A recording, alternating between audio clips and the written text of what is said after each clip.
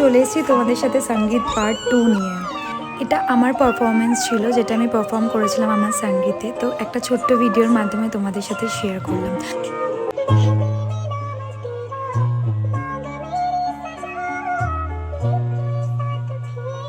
ভিডিওটা একটু fast forward করা আছে, না হলে কপিরাইট ইস্যু এসে যেতে পারে, তাই জন্য এরমভাবে করা। তো একটু তোমরা অ্যাডজাস্ট করে দেখে নিও। আর যেহেতু একটা শর্টের মাধ্যমে তোমাদের সাথে শেয়ার করেছি, তাই জন্য এরকম কেটে কেটে আমাকে দিতে হয়েছে ভিডিওটা।